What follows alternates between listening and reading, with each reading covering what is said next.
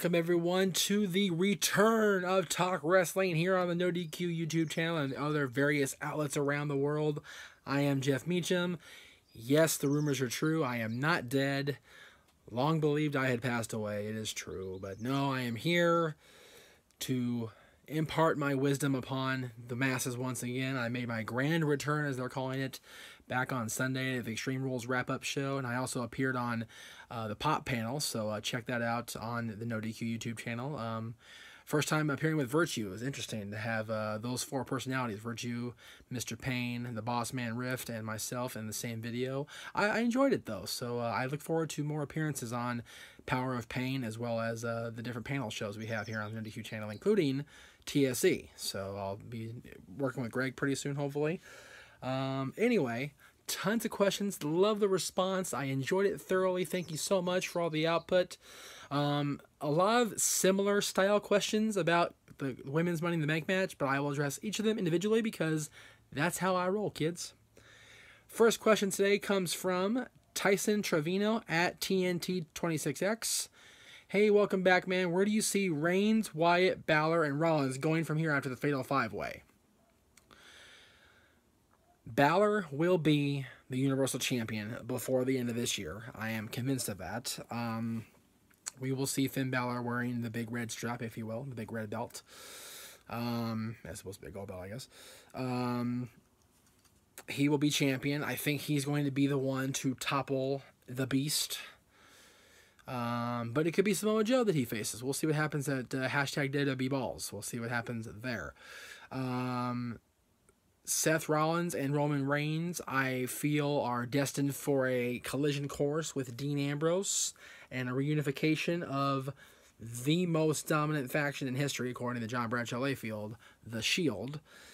It's been talked about ever since they all end up on the same brand with the Superstar shakeup, so it's probably a matter of when, not if, at this point, because they're all there, they're all baby faces. Why not pull the trigger, make it happen? And Bray Wyatt, they kind of teased a little bit of Bray Wyatt kind of targeting Finn Balor prior to the Fatal 5-Way, so it would not surprise me in the slightest if we see more of the interaction prior to Balor getting his shot at the Universal Championship. All right, from Callum Owen at Callum Owen 98. Firstly, welcome back. Thank you, sir. Thoughts on the women's Money in the Bank ladder match and who wins? Personally, I'd like Natty to win and have a run with the belts. I'd love to see Natty win too. I am completely flabbergasted they actually went forward with this. Not in a bad way, in a very surprised and pleased way. I have been an advocate of women's wrestling for a long time. Those of you that have followed me since the early Talk Wrestling days and beyond know that I was involved in a women's promotion called Wild, and was kind of controversial why I was ousted from there, but it is what it is. As we say here on NoDQ.com, I feel that women's wrestling was not given its due until the Divas Women's Revolution the last 2 years, and I am all for a ladder match between the 5 top women on probably the entire WWE brand, if you count Raw, because Raw is shaky at best. So, but you've got Charlotte, you've got Natty, you've got Tamina, you've got Carmella, and you've got Natty, Charlotte, Tamina, Carmella, and who's the 5th woman I'm forgetting? Oh, Becky Lynch. Good grief. See? That's the problem with being 4th wrong, Becky.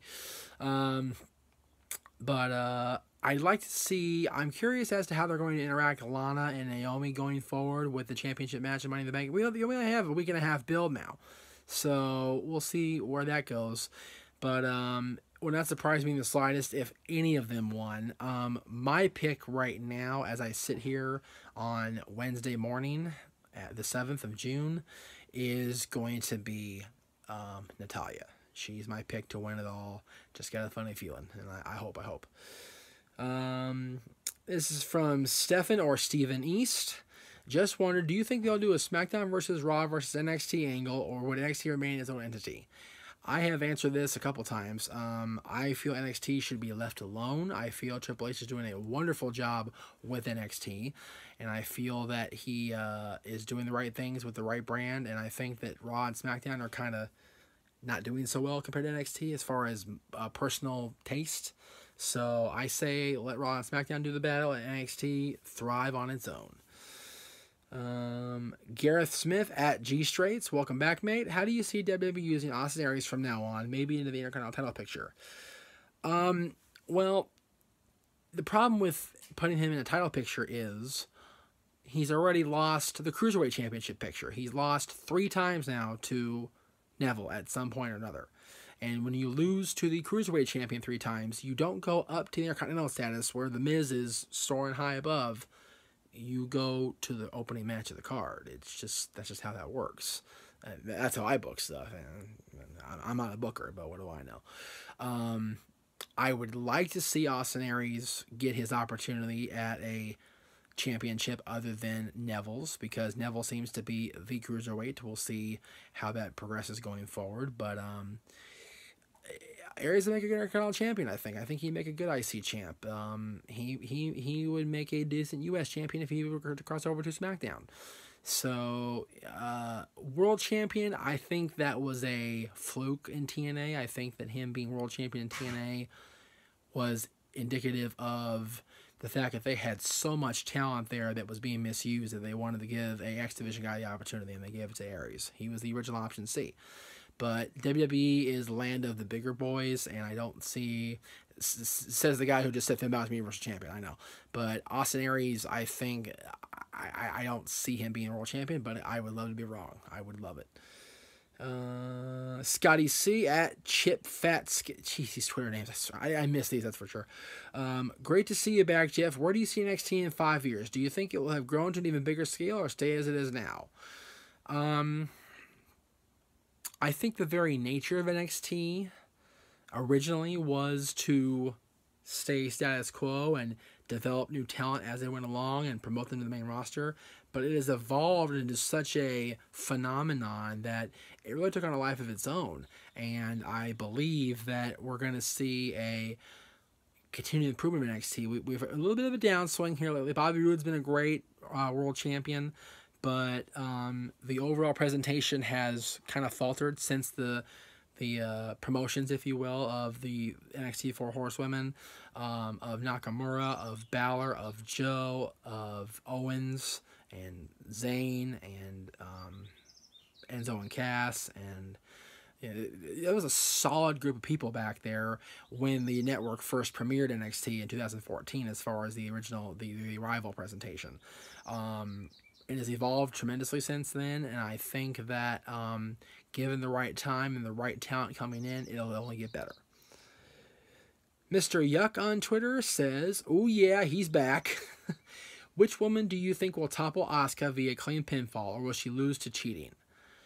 I am of the firm belief that had Ember Moon not received the injury that she received at the hands of the Asuka attack a few weeks ago, that she would be the sitting NXT champion as we speak. I think that that was the plan. I feel that once she's healthy, she will be the person to topple Asuka, and she will be the one to have a decent reign herself. Let's see here. Scroll up. Bruce Grover at Bruce Grover Jr. Would you like to see a stable like the NWO or 4 Horsemen recreated or similar with today's brands? If so, who would you have leave the stable? I have thought this over in my head many times in my little fantasy world up here, with me coming into SmackDown, managing Charlotte against the Welcoming Committee, along with Naomi and Becky at Charlotte's side. Naomi turns on Charlotte and drops her and joins Natty, Carmella, and Tamina and Ellsworth. And there's a mystery opponent match set up for, let's say, SummerSlam. And the Welcoming Committee and Naomi walk out, and I walk out to Charlotte's music. And Ellsworth attacked me the previous week, let's say. So my arm's in a sling. And I cut this awesome promo, and I say, I'm not going to fight tonight because, Ellsworth, your time is coming, but I have 4 willing participants to kick y'all's butts. And hit the Horseman music, and out walk Charlotte, Sasha, Becky, and Bayley, the NXT 4 Horsewomen. That's what I want to see. Call me foolish, call me silly, that's what I want to see. Let's see.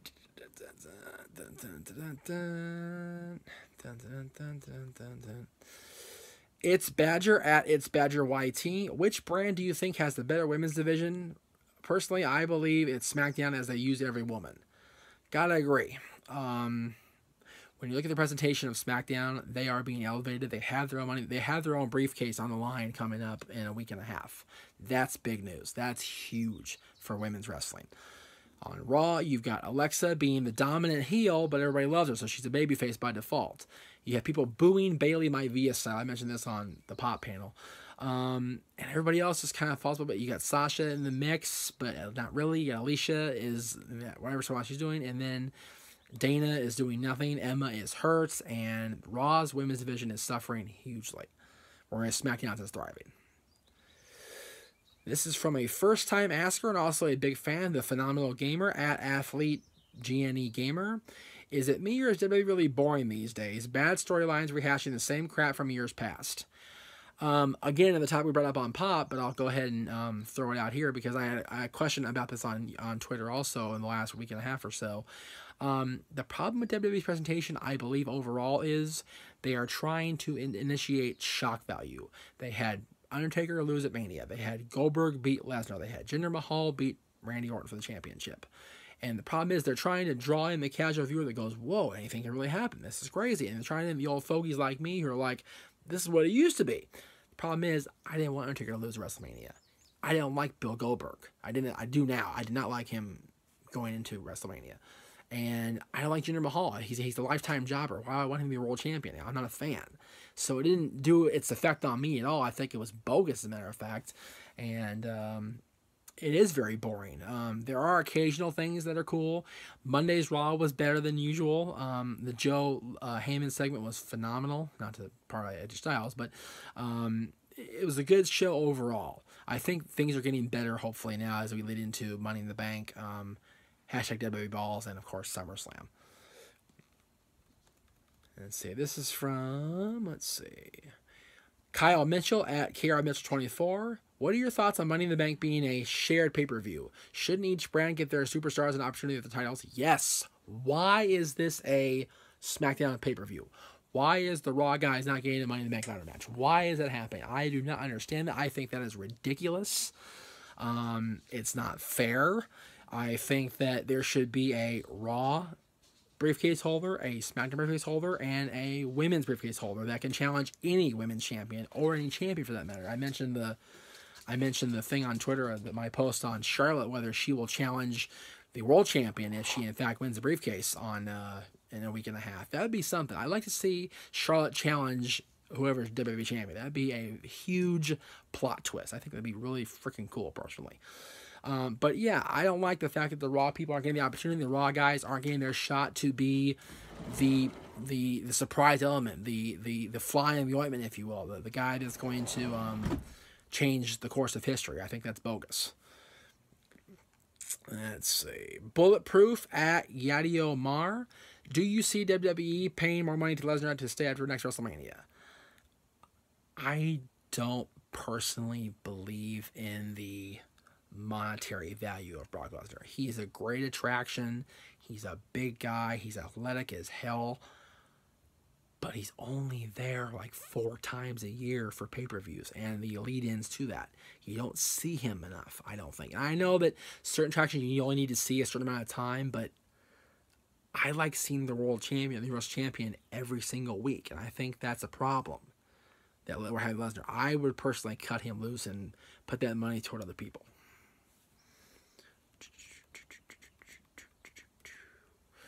Michael DeSanti at Mikey Mike 9285. Who do you see John Cena feuding with when he returns? I'd love to see Cena versus Nakamura. Oh, yes.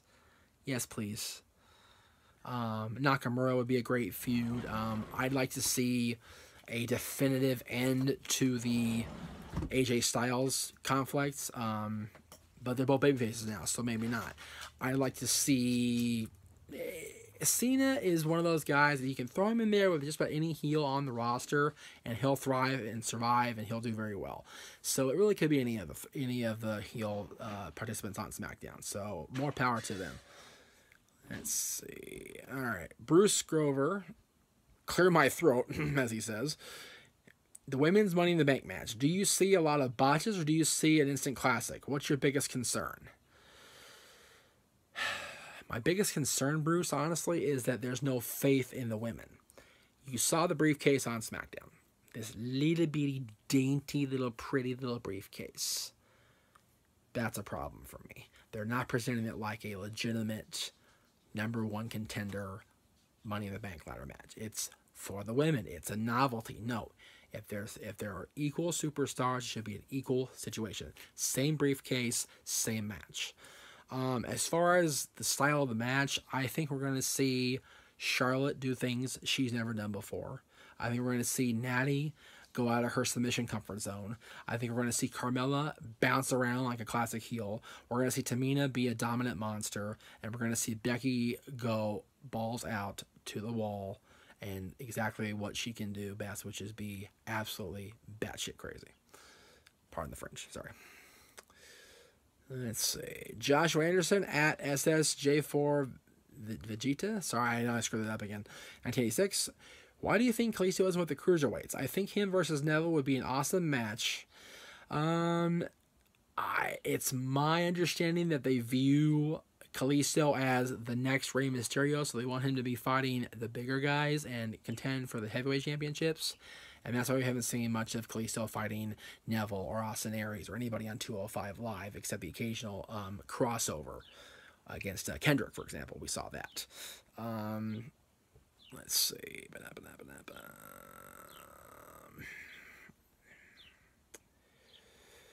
Oh, here we go. Another one from Calvin Bowman at BowmanCalv7. Hey Jeff, who do you think sent that text to Kurt Angle? Could it be Stephanie or Triple H? And will Daniel Bryan step down as GM? It's gonna be Stephanie. That's the rumor. We're gonna see a rehash of the 2000 storyline between Stephanie, Hunter, and Kurt, which is gonna be ridiculous. But they gotta get Kurt involved somehow and make it controversial and get him back on the ring, and that's how they're gonna do it. Well, Bryan said I haven't seen Daniel Bryan on the show since the birth of his daughter, so why not bring him back in a grand fashion in a big old style? Let's just have him do something spectacular as a GM. I don't think he needs to step down. I think he needs to be able to have time with his family and enjoy the joys of fatherhood. Trust me, I know how that works. So no reason for him to step down. I think he's just taking time away, and he deserves it. At John Bravestar, this is Kyle Allen. Does Triple H get too much credit for NXT? No. He gets nowhere near enough credit. I think that people look past what he's done with NXT because he's still helping Vince run the main roster. And Triple H is a creative freaking genius when it comes to the gold brand, if you will. NXT is the best North American wrestling product. And I don't watch Ring of Honor because I don't have access to it. People say, oh, the website.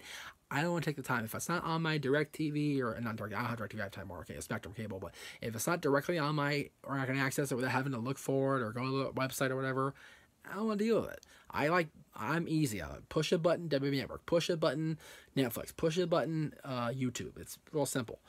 The best North American wrestling I watch is NXT. How about that? And Triple H deserves all the credit in the world for that. At Ricky Lawson asks, your thoughts on the Mae Young Classic and who do you want to see in it? Candice LeRae, Laura James, Velvet Sky. How about Velvet Sky, huh? Buggy Nova. If you don't know who Buggy is, look her up. She was in NXT as Skylar Moon. Really, it's going to be about Women's Showcase, which is going to be great. It's named after a very wonderful lady who was a pioneer in women's wrestling, so more power to WWE for naming it after the great Johnny Mae Young. It's going to be fun. I can't wait to binge watch and be a complete mark. It's going to be great. I'm going to love it.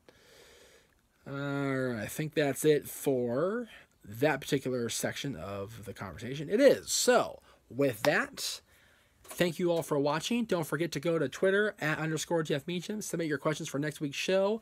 ProWrestlingTees.com. Buy a shirt, as the Big Show would say. And we will see you guys next time on Talk Wrestling.